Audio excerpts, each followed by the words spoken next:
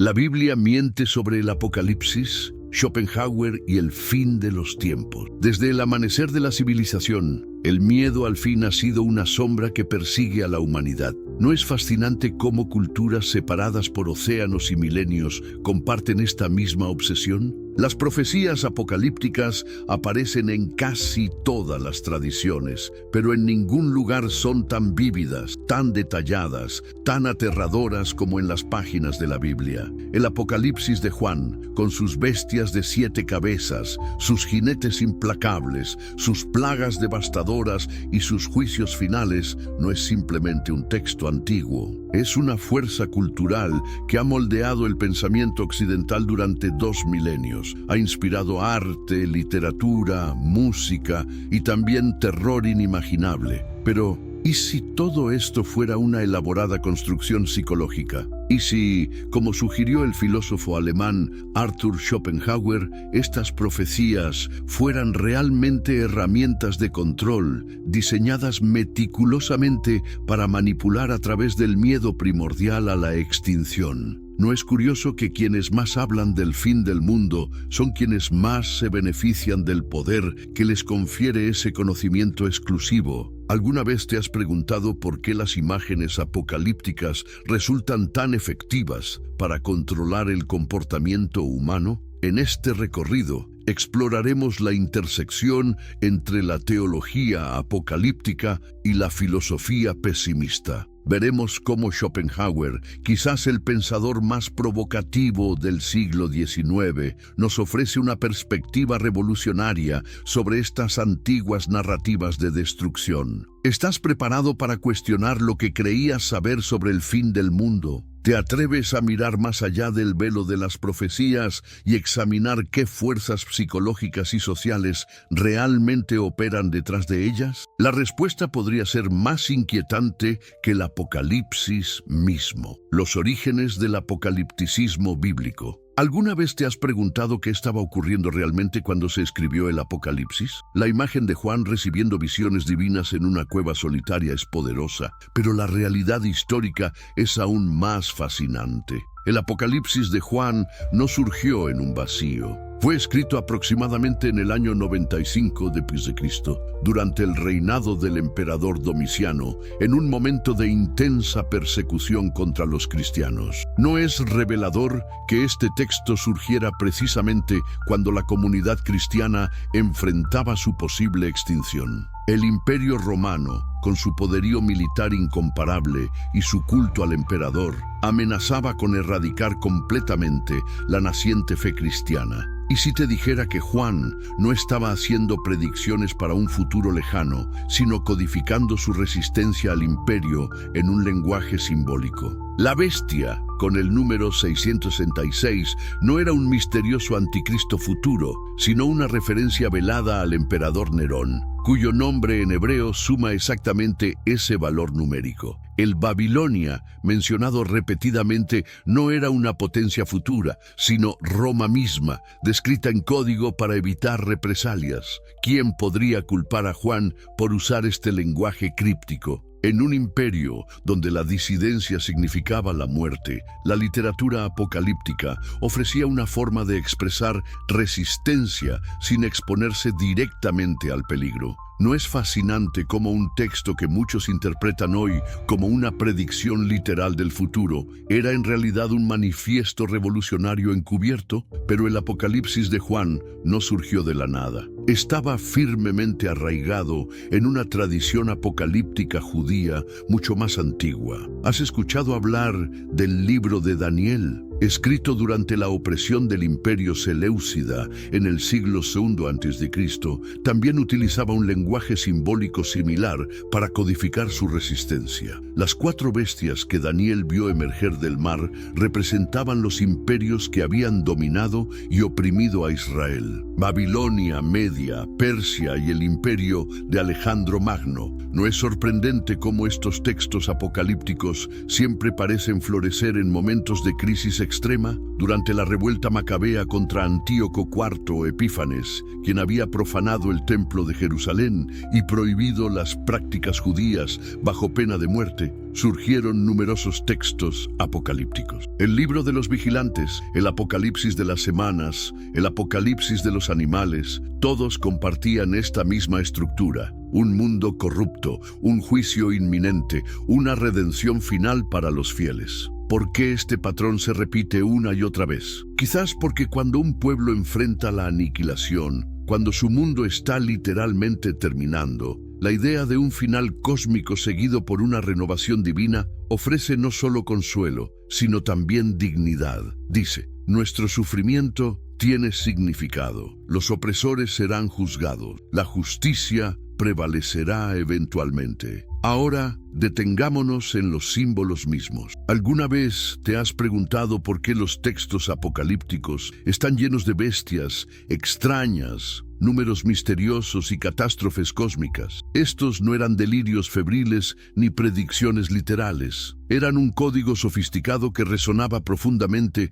con las tradiciones culturales de la época. Las bestias multiformes del Apocalipsis, por ejemplo, combinan elementos de los monstruos de la mitología del cercano oriente: Tiamat, Leviatán, Behemoth. Estas criaturas primordiales representaban el caos, las fuerzas que amenazaban el orden cósmico. Al describir a Roma como una bestia que surge del mar, Juan estaba declarando implícitamente que el imperio no era el orden divino que pretendía ser, sino una manifestación del caos primordial, los desastres cósmicos, el sol volviéndose negro, la luna transformándose en sangre, las estrellas cayendo del cielo. No eran predicciones meteorológicas o astronómicas. En el lenguaje simbólico de la época, representaban la caída de reinos y poderosos. Cuando Isaías profetizó que las estrellas del cielo caerán durante la caída de Babilonia, nadie entendió esto como una predicción literal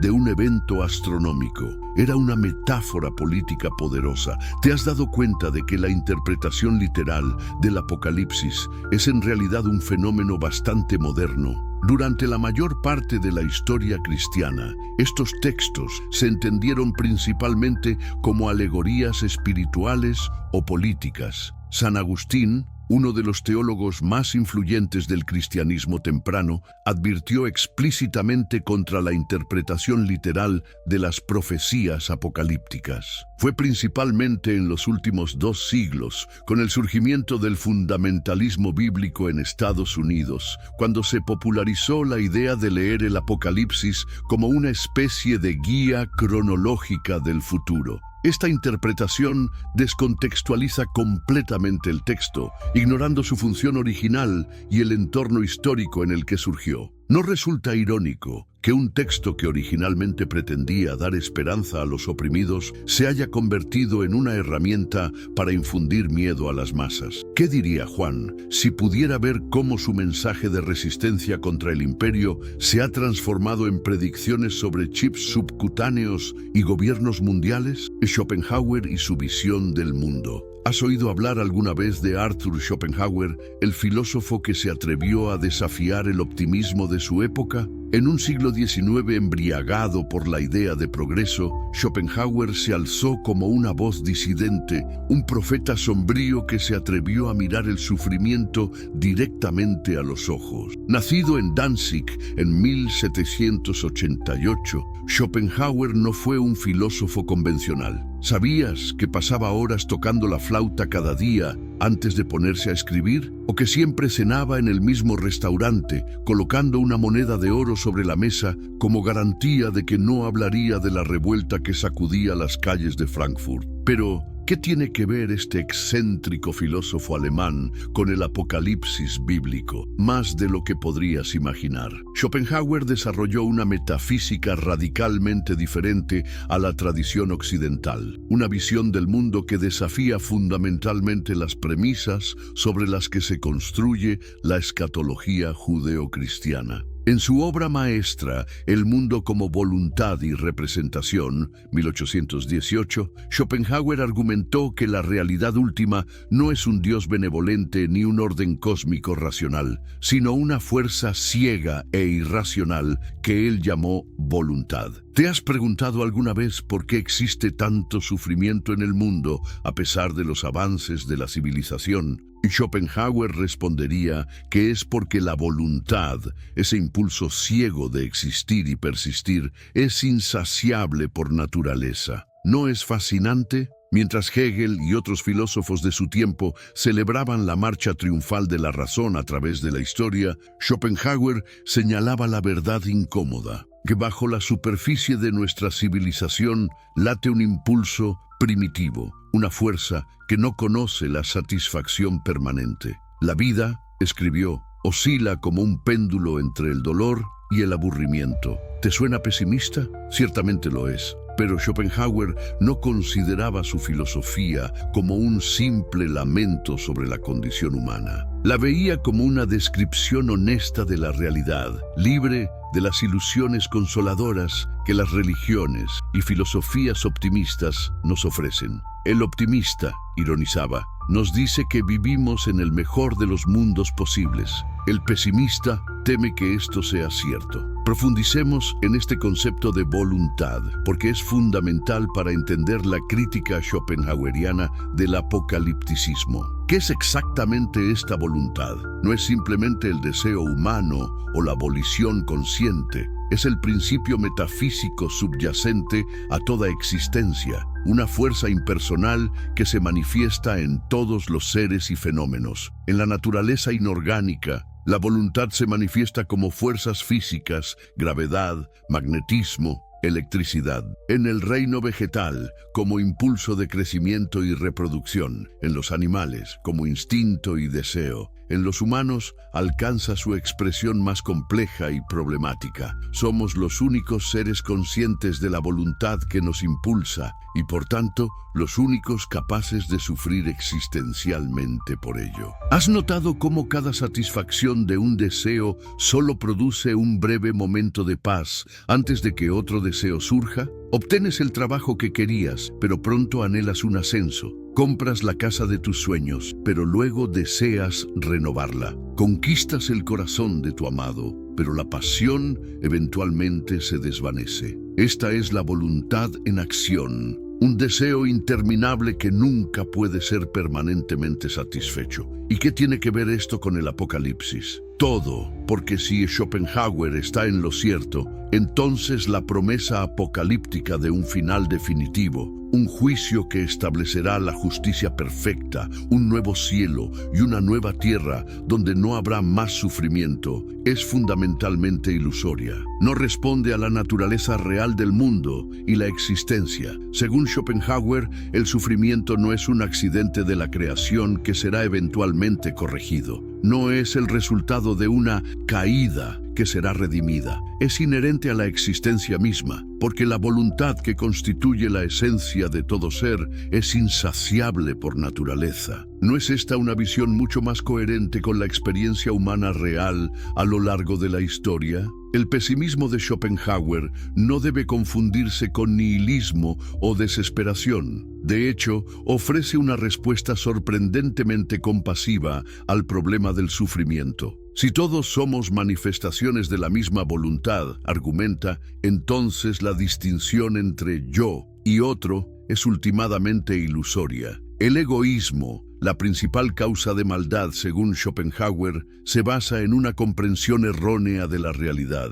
¿No es notable que este filósofo, a menudo caracterizado como el maestro del pesimismo, desarrollara una ética basada en la compasión? La compasión, escribió, es la base de toda moralidad. Al reconocer que el sufrimiento del otro es fundamentalmente el mismo que el mío, ambos son manifestaciones de la misma voluntad universal, desarrollamos una empatía natural que trasciende el egoísmo. Esta visión tiene paralelismos sorprendentes con tradiciones orientales como el budismo, que Schopenhauer estudió con fascinación. ¿Sabías que fue uno de los primeros filósofos occidentales en tomar seriamente las filosofías de India y China? El budismo, afirmó, es la mejor de las religiones. Lo que atrajo a Schopenhauer del budismo fue precisamente su honestidad sobre el sufrimiento inherente a la existencia. La primera noble verdad del budismo, la vida implica sufrimiento,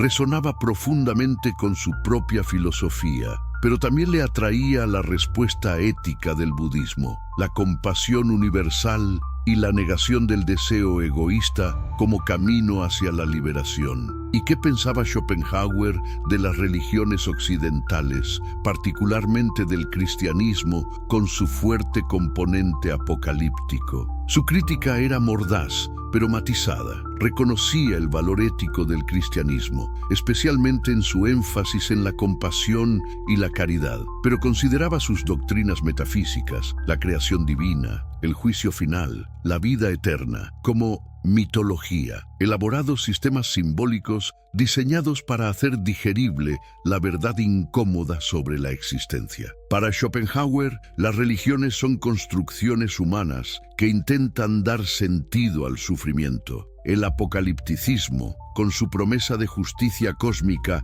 y fin del sufrimiento, sería una de estas construcciones, prometiendo para un futuro indefinido lo que no puede ser logrado en el presente, la eliminación del sufrimiento inherente a la existencia. ¿No es revelador que las visiones apocalípticas sean especialmente atractivas para los oprimidos y sufrientes? Les ofrece lo que la realidad presente les niega: justicia, vindicación, significado en su sufrimiento. Bienaventurados los que lloran, porque ellos serán consolados, dice el Sermón del Monte. Pero Schopenhauer preguntaría, ¿no sería mejor una sociedad donde nadie necesite llorar en primer lugar? Esta es quizás la crítica más poderosa que Schopenhauer dirige implícitamente contra el apocalipticismo, que desvía la atención de las causas reales del sufrimiento humano, sociales, políticas, psicológicas, hacia una solución sobrenatural que siempre está en el futuro, siempre fuera de alcance. El miedo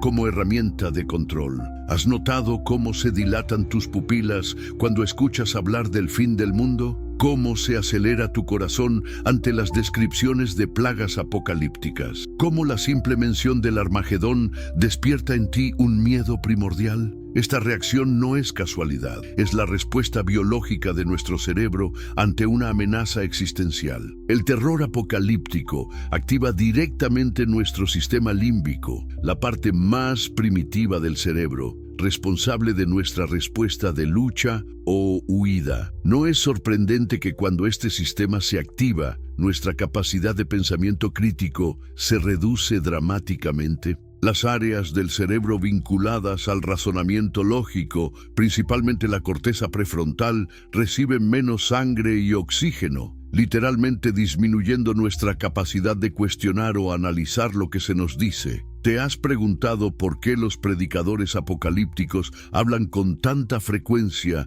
sobre los horrores innombrables que aguardan a los pecadores? ¿Por qué no se limitan a describir las bendiciones del paraíso para los creyentes? La respuesta está en la neuropsicología del miedo. Nuestro cerebro está mucho más atento a las amenazas que a las recompensas. Un mensaje centrado en el miedo captará más atención, se recordará por más tiempo y provocará una respuesta más urgente que uno centrado en la esperanza. ¿No es revelador que los periodos de mayor auge en la predicación apocalíptica coincidan históricamente con momentos de crisis social, política o económica? Durante la peste negra en Europa, los predicadores milenaristas llenaban las plazas. Durante la Gran Depresión en Estados Unidos, las iglesias apocalípticas experimentaron un crecimiento sin precedentes. Tras los ataques del 11 de septiembre, los libros sobre profecías bíblicas se convirtieron en bestsellers instantáneos.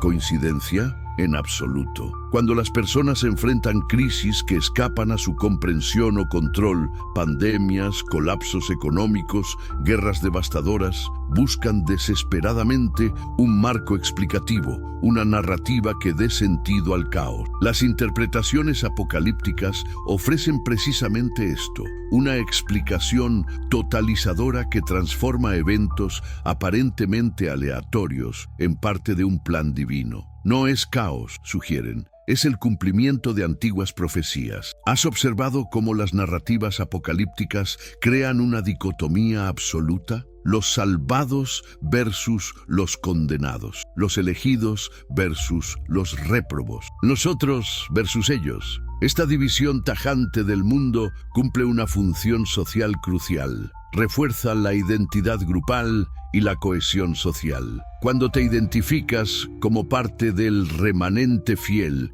que sobrevivirá al Armagedón, automáticamente fortaleces tus lazos con tu comunidad religiosa. No es significativo que las sectas religiosas, con mayor énfasis en doctrinas apocalípticas, también suelen presentar los niveles más altos de conformidad interna y aislamiento del mundo exterior. Los testigos de Jehová, los adventistas del séptimo día, ciertas ramas del Islam fundamentalista, todos comparten esta característica. La amenaza constante de un fin inminente crea un poderoso incentivo para mantener la unidad del grupo y seguir fielmente las instrucciones de los líderes, quienes se presentan como guías esenciales para la salvación. ¿Y qué hay del papel de la culpa? El apocalipticismo cristiano, en particular, vincula constantemente el fin del mundo con un juicio moral. Los desastres naturales, las pandemias, las guerras, todos son presentados como expresiones de la ira divina contra una humanidad pecadora. ¿No has notado cómo tras cada catástrofe surgen voces religiosas proclamando que es un castigo de Dios? Esta retórica amplifica los sentimientos de culpa e inadecuación, creando una dependencia psicológica de la figura salvadora, ya sea un líder religioso o una institución que ofrece redención. La promesa de redención se vuelve poderosa precisamente porque existe el miedo a la condenación. Si eliminas la amenaza del infierno, ¿qué tan atractiva resultaría la oferta del cielo? Como observó Schopenhauer, el cristianismo ha cometido el grave error de mezclar un sistema jurídico de castigo y recompensa con su ética, que debería estar fundada únicamente en la compasión por todos los seres. Históricamente, ¿cuántas veces se ha usado el miedo apocalíptico como herramienta de manipulación? Desde los movimientos milenaristas medievales hasta los cultos del fin del mundo contemporáneos, líderes carismáticos han explotado el miedo escatológico para obtener poder, dinero e influencia. Jim Jones, David Koresh, Marshall Applewhite, líderes de cultos que terminaron en tragedias masivas, todos utilizaron narrativas apocalípticas para justificar comportamientos extremos y exigir obediencia absoluta. ¿No es perturbador que la idea del fin inminente haya sido utilizada para justificar todo tipo de acciones extremas? Durante las cruzadas, la convicción de estar luchando en la batalla final contra el anticristo llevó a masacres horrendas. Durante la Guerra Fría, ciertos predicadores estadounidenses argumentaban que un holocausto nuclear podría ser parte del plan divino para precipitar la segunda venida. Incluso hoy, hay grupos fundamentalistas que se oponen a los esfuerzos por combatir el cambio climático porque creen que los desastres naturales son señales bienvenidas del fin de los tiempos. Podría ser que nuestra fascinación con el apocalipsis no sea realmente sobre el fin del mundo, sino sobre poder, sobre quién controla la narrativa, quién define el bien y el mal, quién decide quiénes serán salvados y quiénes condenados. Como señaló Michel Foucault, el poder no se ejerce solamente mediante la coerción física, sino principalmente a través del control de los discursos que definen la realidad. ¿Qué discurso más poderoso puede existir que aquel que pretende describir el final de todas las cosas? La deconstrucción filosófica del Apocalipsis. ¿Alguna vez has notado la profunda diferencia entre las concepciones cíclicas y lineales del tiempo? Mientras que muchas tradiciones antiguas, el hinduismo, el budismo, las religiones mesoamericanas, conciben el tiempo como circular, el apocalipticismo judeocristiano introdujo una idea radicalmente diferente, la de un tiempo lineal con un principio definido, la creación, y un final definitivo, el juicio final. Esta concepción lineal del tiempo no es una verdad evidente por sí misma, sino una construcción cultural específica. ¿No es fascinante cómo esta idea, tan arraigada en nuestra mentalidad occidental, contrasta con la visión de eterno retorno presente en tantas otras culturas? Para un hindú tradicional, por ejemplo, el universo pasa por ciclos de creación y destrucción, kalpas, que se repiten eternamente. No hay un fin de los tiempos, solo el final de un ciclo cósmico particular. Schopenhauer, profundamente influenciado por la filosofía oriental, encontraba más convincente esta visión cíclica. Argumentaba que la voluntad, ese impulso ciego que constituye la esencia de todas las cosas, es eterna e indestructible. Puede manifestarse en infinitas formas, pero nunca puede ser completamente aniquilada. ¿No contradice esto frontalmente la idea de un apocalipsis definitivo que pondría fin a toda la existencia tal como la conocemos? Desde una perspectiva kantiana, y Schopenhauer fue un seguidor crítico de Kant, el tiempo no es una realidad objetiva que existe independientemente de nosotros, sino una forma de nuestra percepción. No percibimos el mundo directamente tal como es en sí mismo, sino filtrado a través de categorías mentales innatas, entre ellas el tiempo y el espacio. Si esto es cierto, ¿no resulta lógicamente contradictorio hablar de un fin del tiempo? Sería como hablar del punto donde termina nuestra visión misma. ¿No es esto precisamente lo que hace el apocalipticismo? Intenta describir lo que existiría más allá de nuestra capacidad de experimentar el mundo.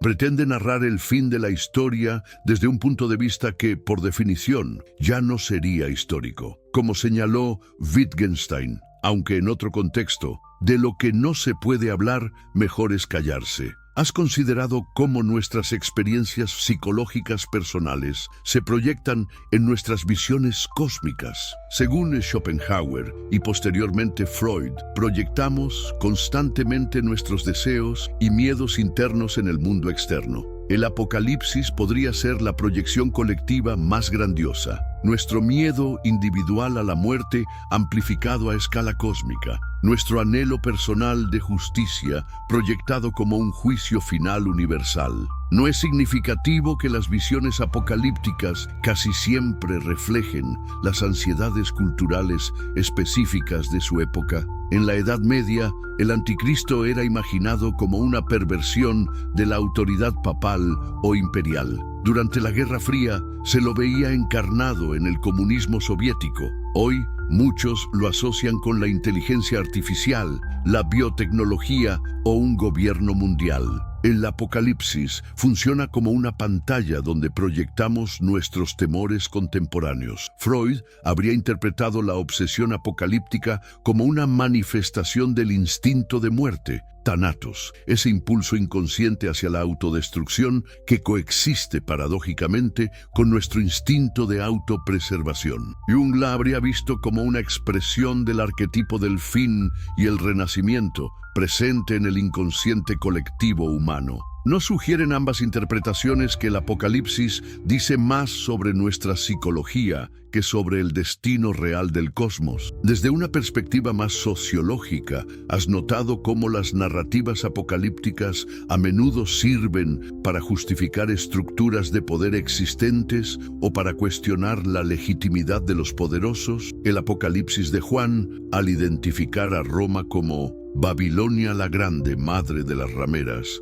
estaba deslegitimando radicalmente la autoridad imperial. Por otro lado, cuando el cristianismo se convirtió en la religión oficial del imperio, esas mismas narrativas se reinterpretaron para reforzar la autoridad de la Iglesia y el Estado. ¿No es revelador que las interpretaciones apocalípticas fluctúen convenientemente según quien ostenta el poder? Durante la Reforma Protestante, los protestantes identificaban al Papa como el Anticristo, mientras que los católicos asignaban ese rol a Lutero. Durante la Revolución Francesa, los monárquicos veían el apocalipsis encarnado en los revolucionarios, mientras que estos últimos veían el fin del antiguo régimen como el nacimiento de un nuevo mundo. En esencia, el apocalipticismo funciona como un lenguaje político disfrazado de revelación divina. Es una forma de criticar el orden social existente si estás oprimido o de santificarlo si estás en el poder, todo mientras se pretende estar simplemente interpretando textos sagrados. ¿No es esta una herramienta política extraordinariamente efectiva precisamente porque niega su propia naturaleza política? La crítica de Schopenhauer al apocalipticismo se deriva de su rechazo más amplio a cualquier visión teleológica de la historia. Para él, la historia no avanza hacia ningún objetivo predeterminado, sea este secular como el fin de la historia hegeliano o religioso como el reino de Dios. La historia, como manifestación de la voluntad ciega e irracional, carece de propósito inherente. Es simplemente lo que ha sido y lo que será, lo que se ha hecho y lo que se hará. Y nada hay nuevo bajo el sol, para citar al Eclesiastés, irónicamente uno de los textos más existencialistas de la Biblia. ¿No es esta una visión mucho más coherente con la experiencia histórica real?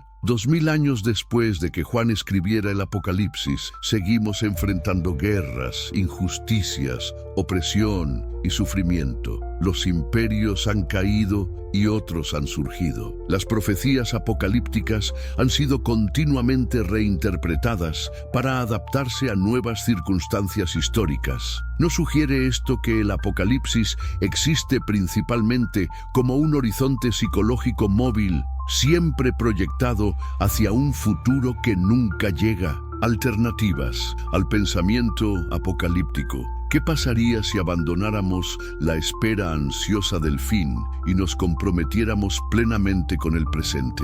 Si en lugar de depositar nuestras esperanzas en una intervención divina futura, asumiéramos la responsabilidad por aliviar el sufrimiento aquí y ahora? Esta es precisamente la orientación ética que Schopenhauer propone como alternativa al pensamiento apocalíptico. Su ética de la compasión, sorprendentemente similar a la de tradiciones orientales como el budismo, comienza con el reconocimiento de la unidad fundamental de todos los seres. Si todos somos manifestaciones de la misma voluntad universal, entonces la distinción entre yo y otro es, en última instancia, ilusoria. ¿No es revelador que este filósofo, tan frecuentemente caricaturizado como un misántropo sombrío, desarrollara una de las éticas más compasivas de la filosofía occidental? La compasión, escribió, es la base de toda moralidad auténtica. No una compasión abstracta o teórica, sino un reconocimiento visceral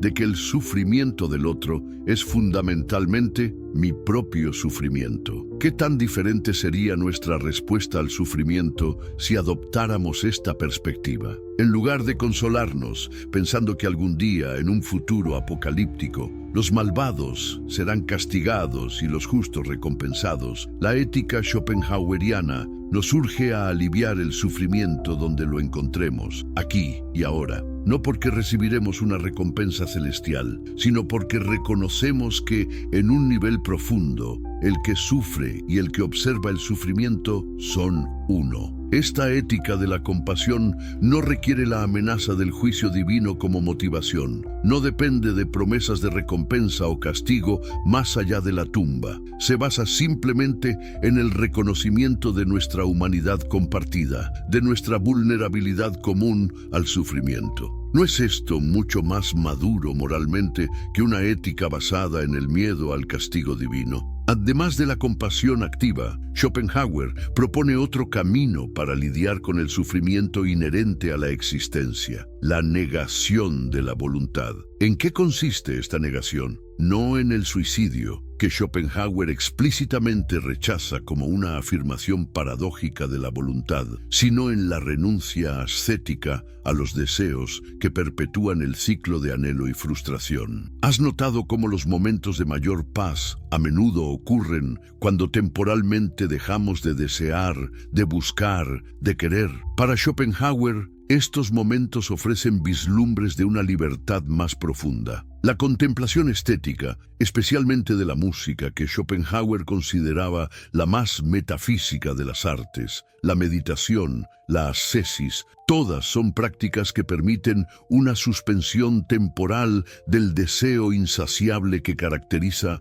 nuestra existencia normal. ¿No es fascinante que esta visión tenga paralelismos tan profundos con el budismo? El budismo, que Schopenhauer conoció a través de traducciones tempranas de textos orientales, también identifica el deseo, Taña, como la raíz del sufrimiento, dukkha, y también propone un camino de liberación que no depende de una intervención divina apocalíptica, sino de la transformación de la conciencia aquí y ahora. ¿Has considerado alguna vez cómo el enfoque budista al sufrimiento difiere radicalmente del apocalipticismo judeocristiano? Mientras que este último proyecta la solución al problema del sufrimiento hacia un futuro mítico, el reino de Dios, la Nueva Jerusalén, el budismo localiza tanto el problema como la solución en la mente humana. El sufrimiento surge del deseo y la ignorancia. La liberación surge de la sabiduría y el desapego. Esta perspectiva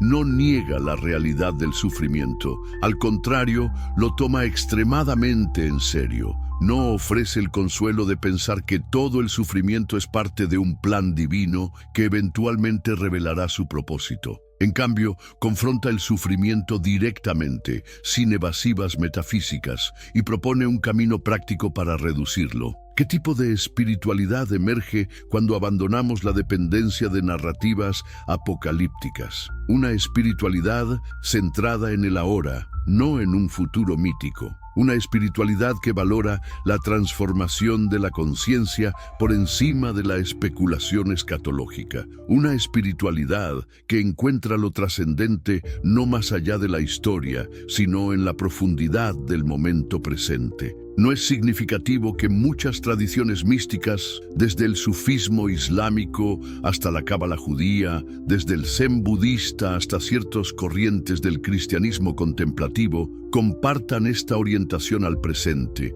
esta desconfianza de las narrativas grandiosas sobre el fin de los tiempos? El místico Meister Eckhart escribió: el ahora en que Dios creó el primer hombre y el ahora en que el último hombre desaparecerá y el ahora en que hablo son idénticos en Dios, donde solo hay una hora. Esta perspectiva no trata de negar la realidad del cambio histórico o de la mortalidad humana. No pretende que podamos escapar completamente del sufrimiento mientras vivamos en este mundo. Pero sí nos ofrece una alternativa a la obsesión apocalíptica, una manera de encontrar significado y paz no en fantasías de destrucción cósmica y renovación, sino en la aceptación lúcida de la realidad tal como es. ¿Cómo sería una sociedad basada en esta ética de la compasión presente, no en el miedo a un juicio futuro? Una sociedad que valorara la reducción del sufrimiento aquí y ahora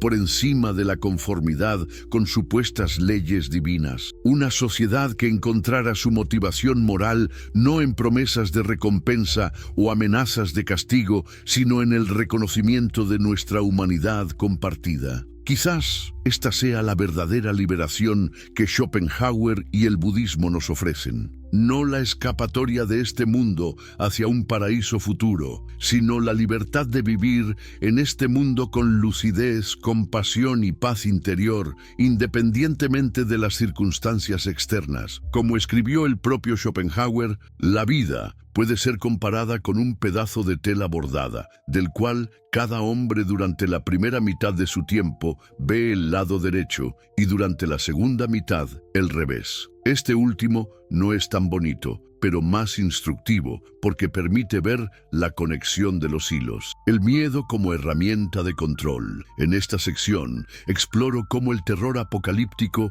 afecta nuestra psicología, activando respuestas primitivas en nuestro cerebro que reducen nuestra capacidad de pensamiento crítico. Analizo por qué los mensajes basados en el miedo son más efectivos que aquellos centrados en la esperanza. y cómo las narrativas apocalípticas crean una dicotomía absoluta que refuerza la identidad grupal y la cohesión social.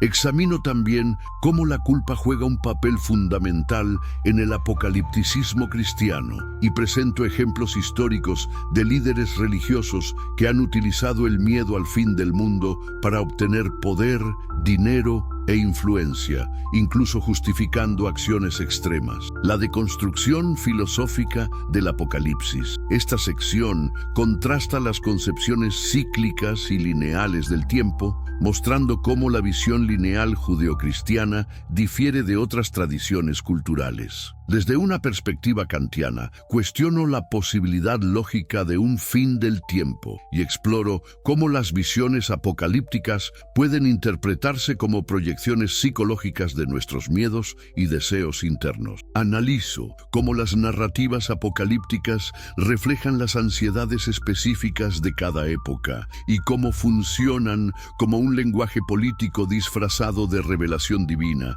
que puede usarse tanto para criticar como para justificar el orden social existente. Alternativas al pensamiento apocalíptico. La sección final presenta la ética de la compasión de Schopenhauer como alternativa al pensamiento apocalíptico, enfatizando el reconocimiento de la unidad fundamental de todos los seres. Exploro las similitudes con el budismo y otras tradiciones contemplativas que ofrecen caminos de liberación basados en la transformación de la conciencia aquí y ahora, no en intervenciones divinas futuras. Concluyo reflexionando sobre cómo sería una espiritualidad y una sociedad que valorara la reducción del sufrimiento presente por encima de la conformidad con supuestas leyes divinas, encontrando motivación moral en nuestra humanidad compartida.